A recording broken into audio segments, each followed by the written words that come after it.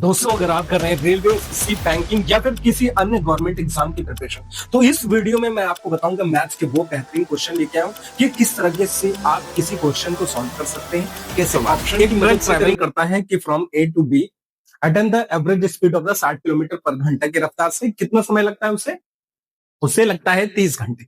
फिर वो 40 किलोमीटर पर घंटा की रफ्तार से क्या है वापस आता है।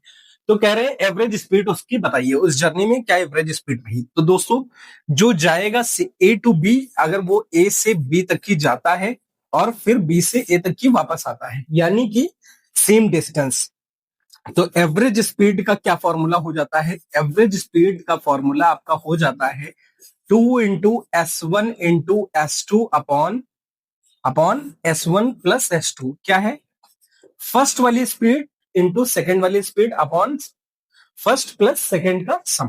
ठीक है, पहली स्पीड कितनी थी, पहली स्पीड जो उसकी थी वो 60 किलोमीटर पर घंटा की रफ्तार से, फिर सेकेंड स्पीड थी 40 किलोमीटर पर घंटा की रफ्तार से वापस आता है।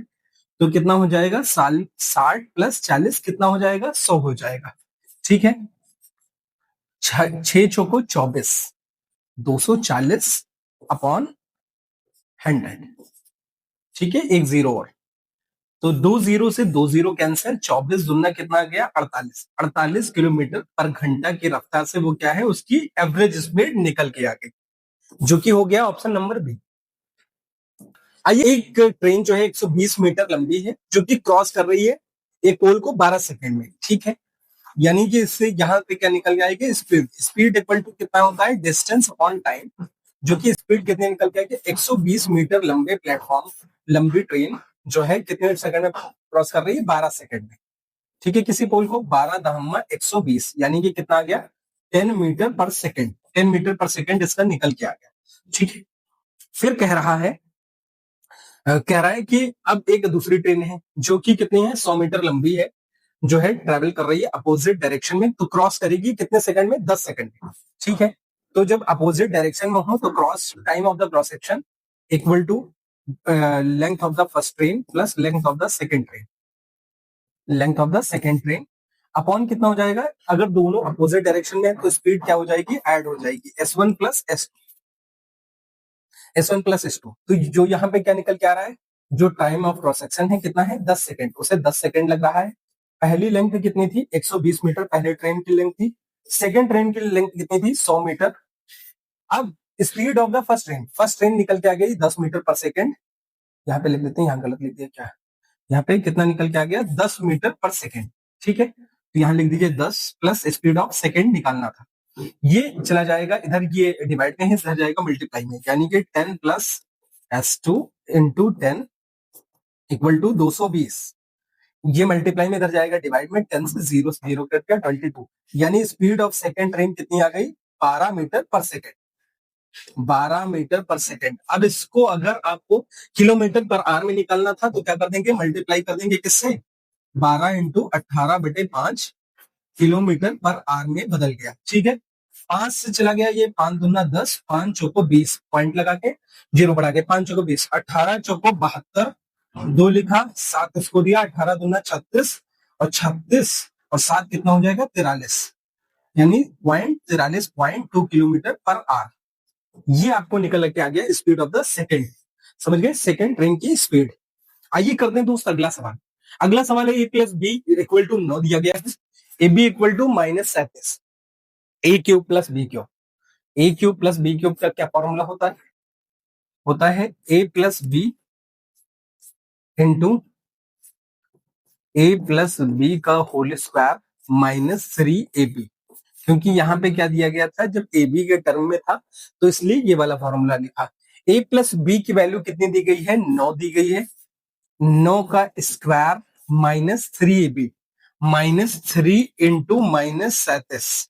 ए बी की वैल्यू है -37, निगेटिव निगेटिव मिलके पॉजिटिव बन जाएगा, 3 सत्ते 21 का 1, 2 को दिया, 3 त्रिक का 9, 2 11, ये कितना आ जाएगा, 81।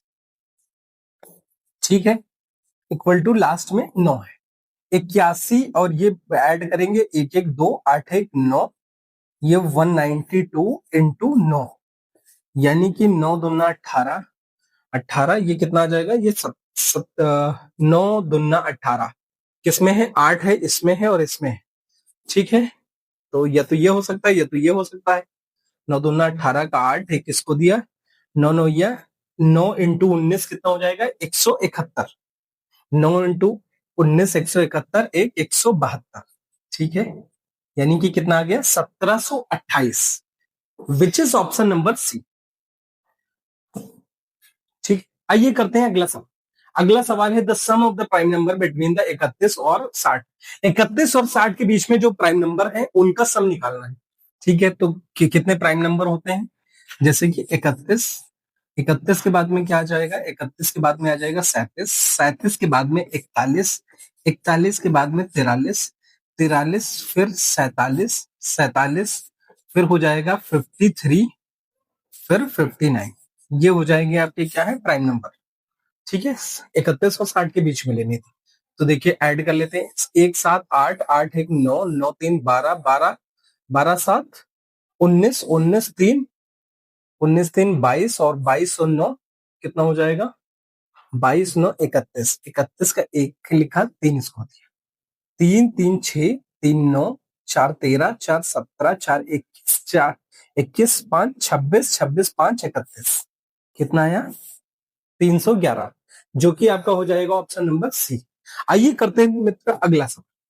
अगला सवाल है the cost price of the shirt 1008 रुपए। अगर मतलब कह रहा है कि किसी शर्ट का कॉस्ट प्राइस जो है 1008 रुपए है, उस पे जो है कह रहा है कि मार्क प्राइस, कह रहा है कि उसे 16% की छूट देने के बाद 18% का लाभ होता है। तो फिर आपका उसका क्या है? मार्क प्राइस बताना है। तो mark price upon cost price equal to होता है 100 plus profit percent, 100 plus profit percent upon 100, 100 minus discount percent.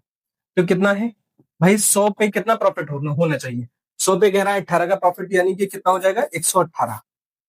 इस पे कितना का डिस्काउंट? 16% का डिस्काउंट, यानी कि 100 पे 16% डिस्काउंट 84 के बराबर हो जाएगा। ठीक है, और मार्क प्राइस कितना गिवन है? मार्क प्राइस आपको निकालना है और आपको कॉस्ट प्राइस गिवन थे कितना? 1008। 1008 इसमें क्या मल्टीप्लाई करे? देखिए 12 से चला जाएगा, 12 सत्ते 84, 12 से ये चला जाएगा, 12 अठे 96, 4 8 12 चौक 48, 7 से चला गया ये 12 12, 7 12 84।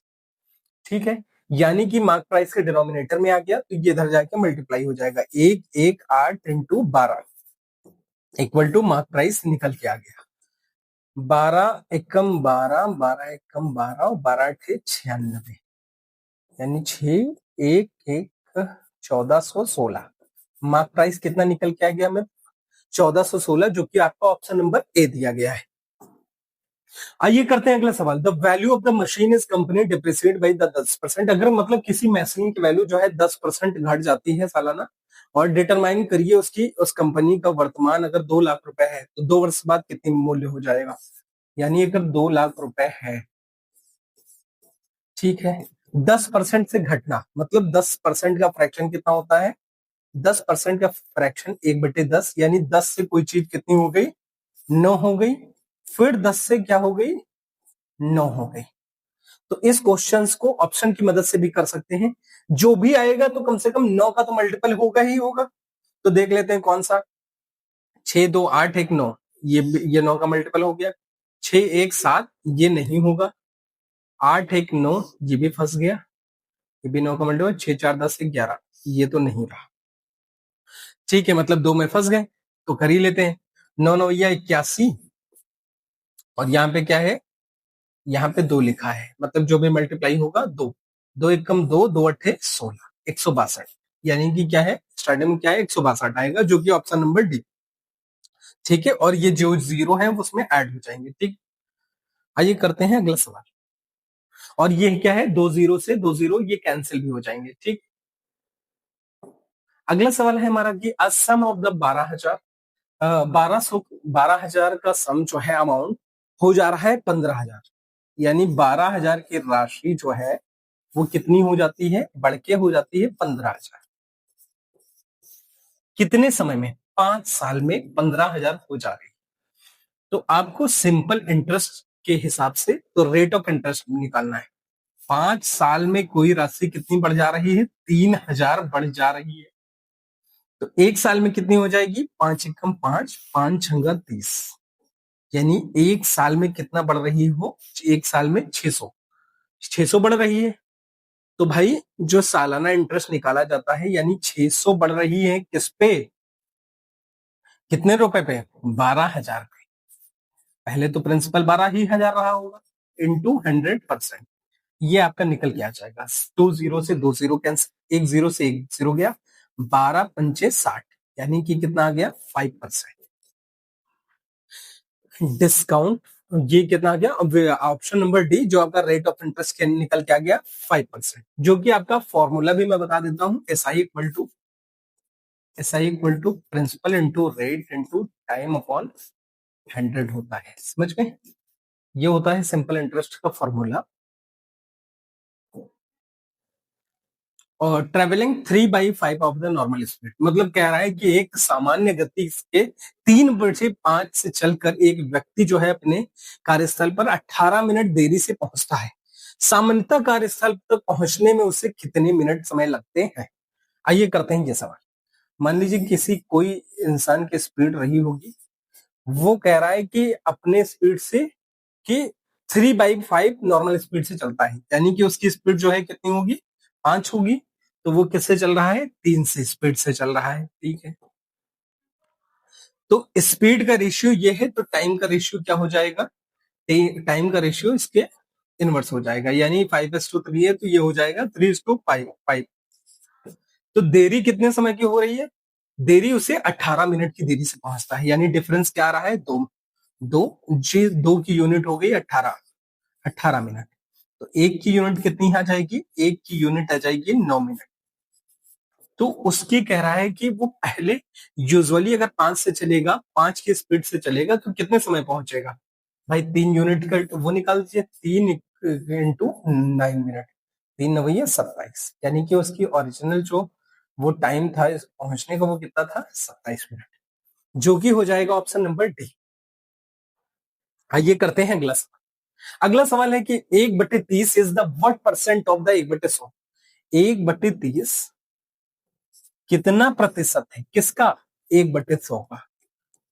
भाई देखो, जिसका कंपैरिजन कर रहे होते हैं जिससे, उसको क्या है? नीचे रखते हैं, इंटू 100% निकल के आ जाए।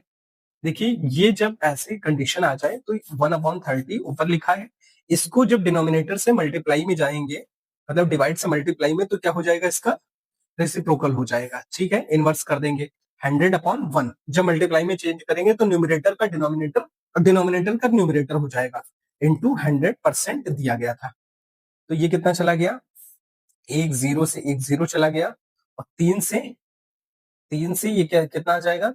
यहाँ पे 1000%/3 डिवाइड कर लेंगे। 3 त्रिका 9, एक जीरो, 3 त्रिका 9, जीरो था, 3 त्रिका 9.33, मतलब 333.33% आ जाएगा। समझ गए?